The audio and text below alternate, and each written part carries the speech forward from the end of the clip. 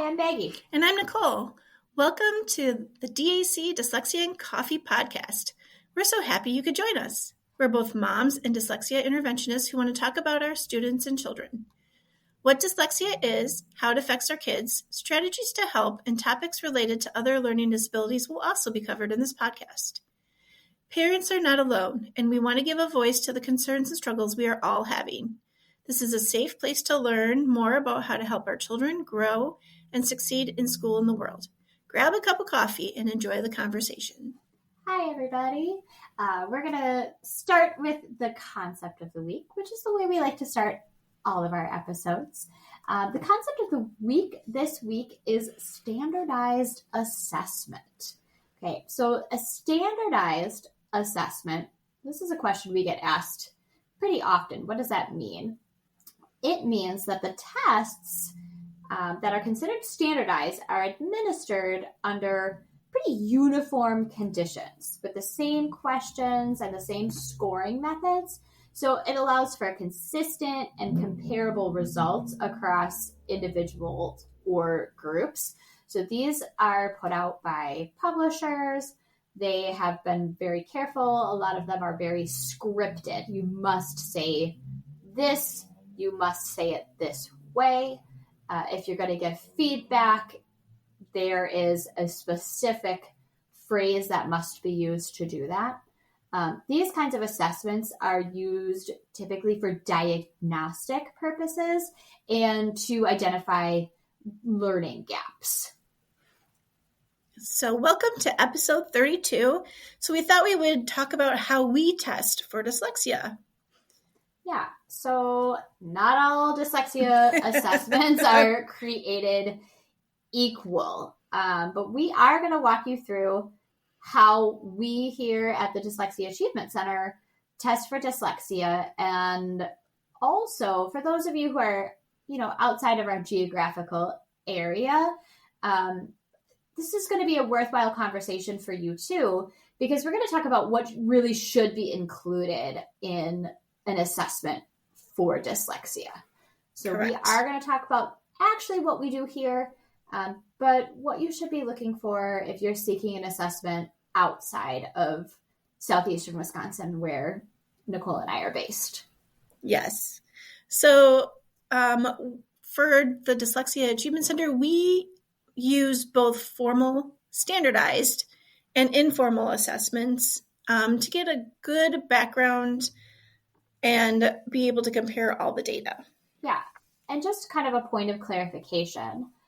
When we say informal assessments, all that really means is that they're not necessarily standardized or what we call norm referenced. It doesn't mean that they're just purely subjective. Sometimes that is a point of confusion. I do get asked that from parents often. Well, what do you mean by informal measure?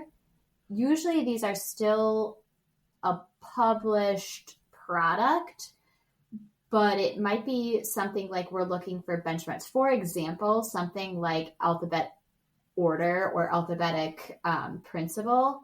We're going to use an informal measure, and we're going to talk about qualitative data, like this is how automatic they were, but we're not comparing that back to their same age peers. That's what makes it informal. Correct. So some background information that we gather, we do have a red flag sheet. It's on our website. Anybody can download it. And we always want to see kind of the history of the student. It goes from preschool all the way up to adults. So kind of the red flags that we look for to see. And if you have more than 3 on that sheet, you should be talking to somebody about what's going on.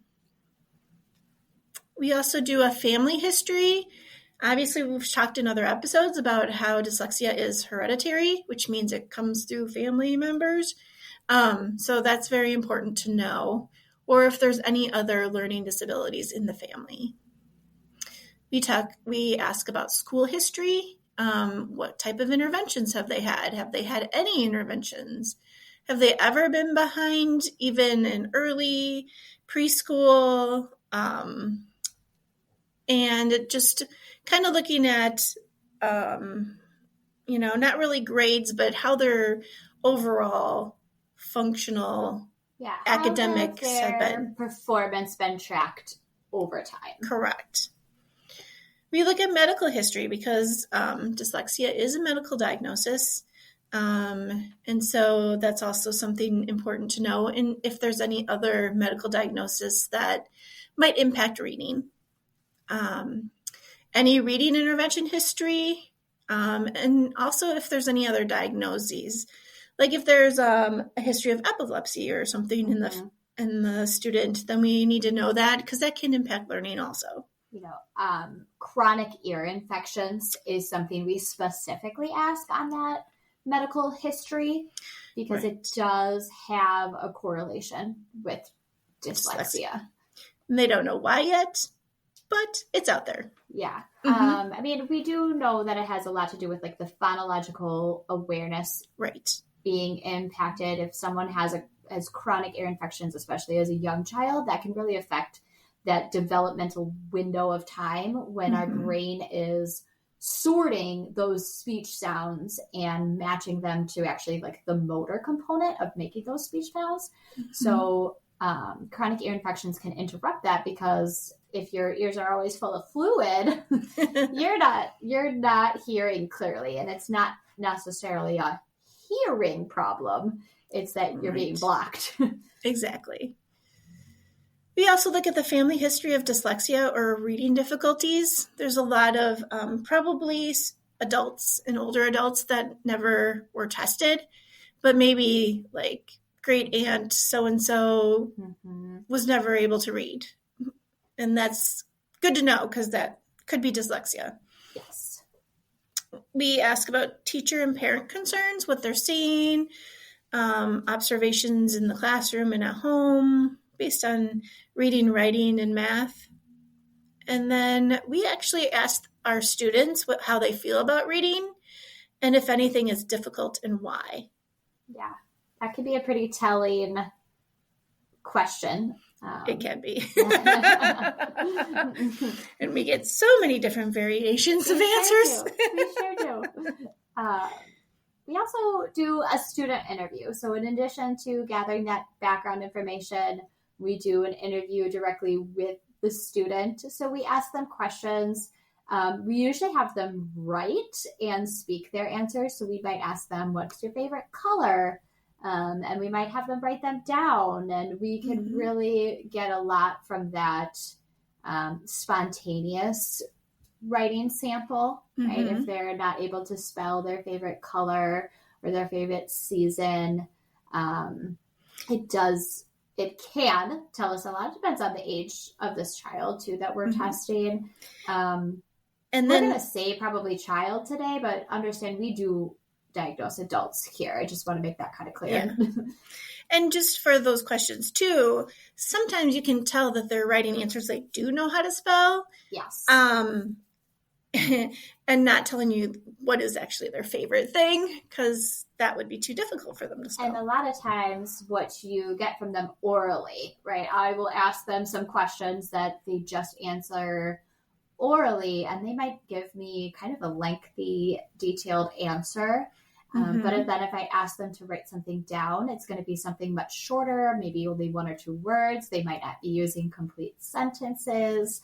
That's going to tell me on an informal way, I think there might be some kind of gap between the oral language abilities and these written abilities. So it's a good way to start these assessments, and usually it's also a good way to get that student, whoever's in front of us, getting a little bit more comfortable in the environment, because we're going to be asking them to do some really hard things. Correct.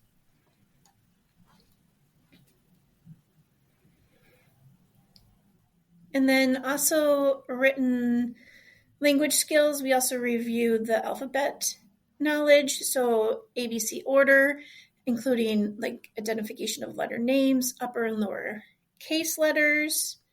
We have them write them. We also have them write the numbers 1 through 10, because math is definitely impacted a lot with dyslexia, and it's a good way to see if maybe they have all their numbers, but they can't get all the letters and vice versa. And you can also see reversals in both things. Yeah, so absolutely.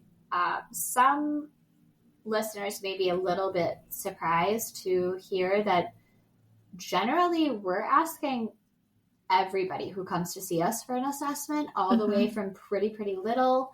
We'll do an assessment on a 4-year-old. I mean, 4 is kind of the earliest we would do a full-on diagnosis of dyslexia. But even the adults who come to us for an assessment, we are asking them for this kind of sample. And it's very interesting sometimes. It is very interesting sometimes. And then with older students or adults, we might do like a free writing sentence or a paragraph just to kind of see what their baseline kind of is. You might want to see, do they have those kind of basic conventions? Are they capitalizing? Are they using punctuation? Does their sentence or paragraph make any sense? Correct. And then when we go back to littles, like the 4 to 6-year-olds, we also do some book handling knowledge, which basically means we give them a book. Where's the title? Where's the author? How do you open the book? Where do you start reading on a page? Where's the end of the page? How do you turn a page? Just kind of getting their knowledge of how does a book actually work. Yeah, sometimes we have those guys, right? They might be holding a book upside down. Back to front, reading. Don't understand directionality too, that left to right. I might have them run their finger. Okay, where would I start reading on this page? Yes. And that can tell me a lot about those pre-literacy skills. And I, too, sometimes people think like, well, if they've been read to a lot, they'll know how to handle a book. I have found that not necessarily to be true. Yeah. Some of our littles that do get read to a lot still really don't have that awareness of how to actually handle a book. Exactly. And then usually after this, we start into the standardized testing. Yes. Everybody's favorite part, right? Nobody's favorite part, including mine. Yeah. I like standardized testing, but that's based on the person, I think. Yeah. It really depends on the age and what the students have already had for standardized testing, what we use. Because schools sometimes test for certain things, and so we tend not to use the same things that the schools have.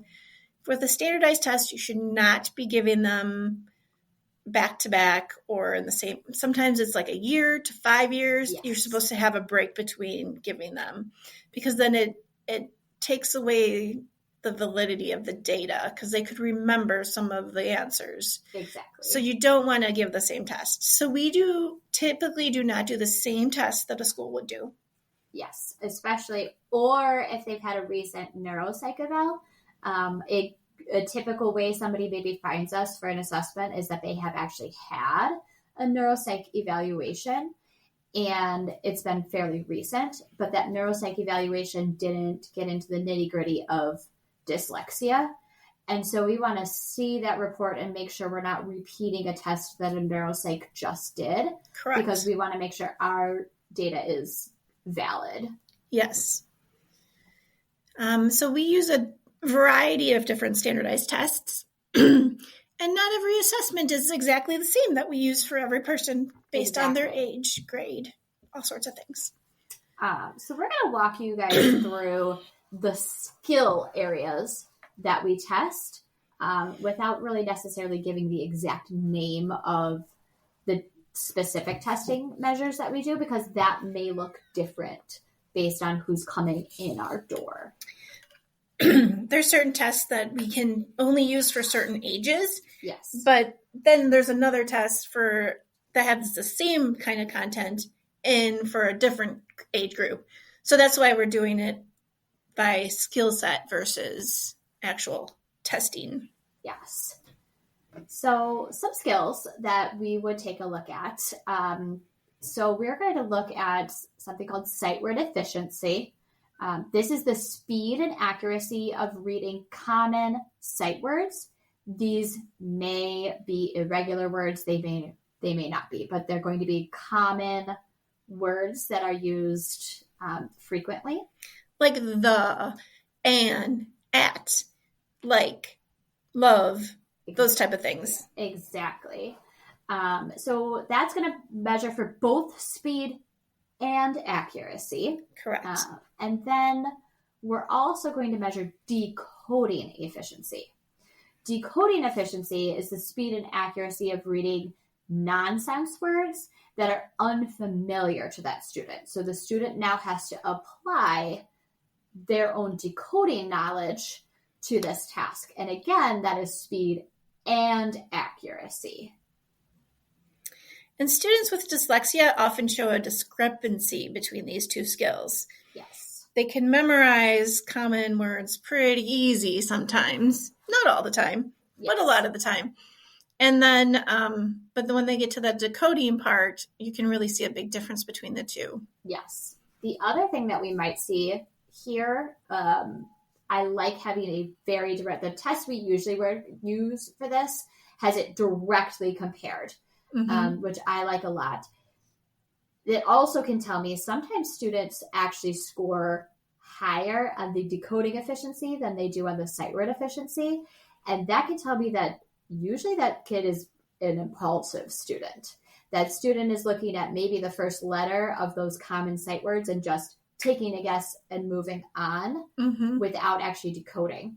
So that actually, this direct comparison as a person who does these assessments tells me a lot about the learning profile of this student. And if both are low, sometimes that can show us that orthographic mapping is not happening for that student. So that's the way that our brain gets those common words in our head so that we don't have to read those words or decode those words every time we see them. Like the word the, we don't have to go every time that we see it. We know it's the. It just comes it's like right out. Having that, word picture basically in our mind. Correct. And the goal really of any word is for it to be considered a sight word at some point. We don't want to spend all of our time decoding. Exactly. Because that takes longer. And then you're working so hard to decode, you can't understand what you're reading. Exactly. So then we look at phonological and phonemic awareness skills. So as a reminder, we did a whole episode on this. These are the skills that involve identifying and manipulating the sounds in words. Yes. So some different skills that we test that would all kind of go under that phonological awareness umbrella.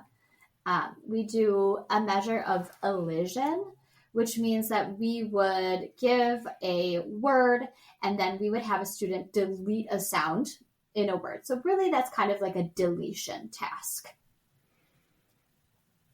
We would also do a segmenting task. So we would have the student, I would give them a word, and I might have them break it up into syllables or sounds. Then we would also do a blending words where we would give them the sounds or syllables and they would have to blend it together. Also included kind of on that phonological awareness part is phoneme isolation. So I would give them a word and I would ask them to give me either the first sound in the word, the last sound in the word, or the middle, or in a more advanced situation, it could be even the second sound in a 4-sound kind of word. Yeah. And then we look at phonological memory. So these tests kind of look at the memory. So like memory for digits, we give them digits that increase over time from like maybe 2 digits to 3 digits to 4 digits, and then they have to repeat it immediately. Memory for words, same thing. We give them 1 word, then we give them 2 words, and then 3 words, and they have to remember these. Now, this could be forwards or backwards for either of these. Yes. Often a test is going to include them both. Correct. Which is always really interesting. Yes, very interesting. And that's still, it's also could be called digit span forwards or backwards. It's the same type of thing. Yes. Often, too, we'll do a non-word repetition subtest where we'll say a nonsense words, and the student will have to repeat that nonsense word back to us exactly as they heard it. This can really tell us a lot about, sometimes this tells us about articulation and kind of their phonological abilities in general, but this can also tell us specifically with blends, right? Like, okay, this kid is kind of hearing only one sound in this blend, or they're really only producing it back to me. And it's a more simplistic version of the word. And when they get to multisyllable non-words, you can tell sometimes that they're not holding on the beginning of that word by the time they get to the end. And so that's a big red flag there too. Yes. Rapid symbolic naming is basically saying numbers and letters and seeing how long it takes them to say a bunch in a certain amount of time. Usually it's a minute or 2 minutes, depending on the test. And that's kind of seeing how fast their brain is being able to pick up, oh, that's an A, that's a T, that's a G, so that you can kind of see how fast their brain is able to process that. Yep. We use a couple of different measures for that rapid symbolic naming. Sometimes we do say that rapid automatic naming, and we shorten that to RAN. We're testing something very similar here. Correct. One of the tests that we typically give have letters and numbers that really don't look much alike at all. They're just kind of the most common letters, and they have them repeated a bunch of times. And then another one that we do gives very close distractor letters is what we're called. So P, Q. D, yes. And U, those type of things. Yes. Yep. That's something, too, we take a look at when we're comparing the two measures of rapid automatic naming that we're going to give. Is there a significant discrepancy between those two things that can give us some additional information? Correct. And then most of the assessments have some sort of vocabulary awareness. Sometimes it's in pictures, sometimes it's orally, sometimes they have to read a question and be able to answer it based on the vocabulary word. It's based on age pretty much of which one you get. But it's very important to know what their vocabulary is, and if there's a difference between vocabulary and what they're able to decode. Yes. Also, orthographic processing. So this is being able to read and spell words and non-words. How are they doing with reading those words and non-words or nonsense words and spelling both? Yes. Because you can really kind of see a difference if they've memorized a bunch of real words versus if they get a word that maybe it always follows a spelling pattern, but are they able to actually spell them or read them? Yes. That's always a very telling. We use multiple measures to get at orthographic processing. Often that's kind of what's called like a composite score. We're going to kind of get into what that kind of thing means in a later episode. Yep. So the other measure we always want to make sure that we are taking a look at is reading fluency. So reading fluency involves both speed and accuracy. Right. So we're looking at the average word correct per minute that a student can read. We are measuring that at their current grade level if we have that available. Yes. So we are using a measure that is at their current grade level when we're looking at their reading fluency for diagnostic purposes. Correct. And then we do listening comprehension. So you either telling a story or reading them a story and having them be able to retell it, or that's one way to do it, or have little stories and then they have to answer questions about it, remembering what happened in the story. It's really important to see if there's a difference between listening comprehension and reading comprehension, which is what we go into next. We do reading comprehension. So they read a story, they answer questions on it, or they read questions and have to tell us what it means. Mm-hmm. There's different ways that the tests kind of work it out. But yeah, when we're seeing a very significant discrepancy between listening comprehension and reading comprehension, that really is telling us that it's that reading piece. Right. That it is not that their brain is not processing information. It is. It's just that reading part is something is interrupting their ability to comprehend through reading. Correct. We also might just do a straight story recall where we tell a student a story and they must tell it back to us exactly as we told it to them. We're looking at, does this student remember details? And also, can they retell it in the correct order? Students with dyslexia tend to also have trouble with sequencing. And so they could maybe remember some of these details, but it's kind of like their stories don't always make sense. And they have trouble with that sequencing part, which, gets at executive functioning as well. Correct. Which is an area impacted by dyslexia. Yes. Following directions. That's another thing that we also do in a lot of the subtests because, orally they're following the directions either with their pencil or verbally. And those type of things also look at that oral language again. Yes. Usually that test, there's a couple of different ones that we use, but they're giving them usually some pictures and they're following directions with like a pen or a pencil.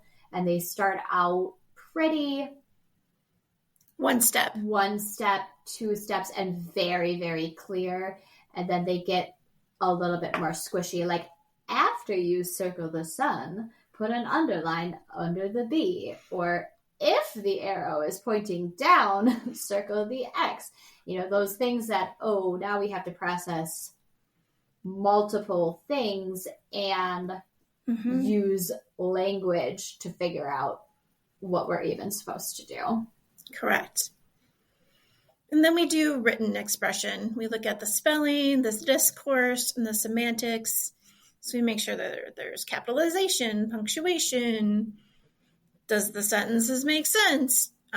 Depending on the directions of the written expression subtest, did they follow them? Yes. Yes. So that's all something that we look at with those written skills. Yeah. So the way that we do assessments at DAC is that we use more than one measure to get an accurate picture. So all of those skills that we listed, for most of them, we are using more than one subtest to take a look at all of those skills. Because our students, those students with dyslexia, I will tell you, are so smart. They use different strategies, and they can often guess very well. A lot of our students with dyslexia are actually pretty good people readers, and they can kind of read your face, and they know what you want from them, and they are kind of wanting to please you. Correct. So that's one of the struggles, I think, as somebody who does both intervention and assessments. It's hard to I really have to, I have my assessment hat on right now. I'm not teaching right now. I'm assessing, because it can be really hard not to try to jump in. I mean, I'm at this a really long time now. I don't jump in or do any of that anymore. But there's a reason, you have to be trained to do these assessments, and they know what is being asked of them, and it's hard sometimes to get a really accurate picture. And I think too, they're really smart in the way that they problem solve what the answer could be. Yes. So like you're asking them a question, they're like, well, logically I can say this and then it'll work, and it does. And so then that's why we use a variety of assessments, not just one, because sometimes some are a little bit more, where they're structured, they can't guess the sequence, or they can't guess it as well. So, and we don't know which one that they can do. So then that's why we use a variety. Exactly. Right. Because, I mean, it's not consistent across across the students that we see here. Correct. So it's really important to us, and kind of part of our, I guess, mission and vision at DAC, is that we're giving a very robust assessment that somebody can pick up and actually get information from. Correct. We are going to be talking in next episode about how to read an assessment report, because they can be very, very hard to read. And so it's really important to us that we kind of pride ourselves that our assessments are, we hope, right, easier to read for anybody. They're not only geared to a doctor or only geared to a psychologist. They have a wide audience, and we just want to be very accurate. That at the end of the day, that's the point of the assessment. That's what a parent is looking for, is an accurate reflection of the learning profile of the kid that's in front of us. Correct. And that's why we also at DAC, we have an assessment team. We look at the evidence. We meet monthly, because we do feel that evidence changes fast. And so we want to make sure that we're still using assessments that are evidence-based and that are getting to the subtests we really want to. Yeah, exactly. And if we have a question about an assessment, we will bring it to the team. And that's, I think, something that makes us stand out a lot. I really don't know of any other place that does that the way we do that, where we make clinical decisions both individually but also as a team, which really helps keep our practitioner skills really sharp. Correct. So, Maggie, what's happening outside dyslexia? Yeah, so it is, as we record this, we have survived spring break. So we are on the home stretch of this school year. We are looking forward to summer. We're kind of starting to do some summer planning. My kids are going to do summer school this year, which they have not done in the past. Okay. But they are excited about it. They have a lot of really fun offerings. And so our school district makes it really accessible to do summer school. There's no fee for summer school, except for some of the classes have like a $5 material fee, which, no problem. That's fine. So we're looking forward to that. That's a new change for us. What's going outside of dyslexia with you, Nicole? Lots of stuff. Always lots of stuff. But I think the most exciting news is Dyslexia Achievement Center has partnered with a nonprofit. So we finally got to start our Read and Succeed project. So we now can take donations and apply for grants to help our families pay for structured literacy interventions and the assessments that we give here. So that's been a 5-year work that we've put into. That's been a long-standing goal, and we're so excited about it. Well, Thank you, everybody, for listening.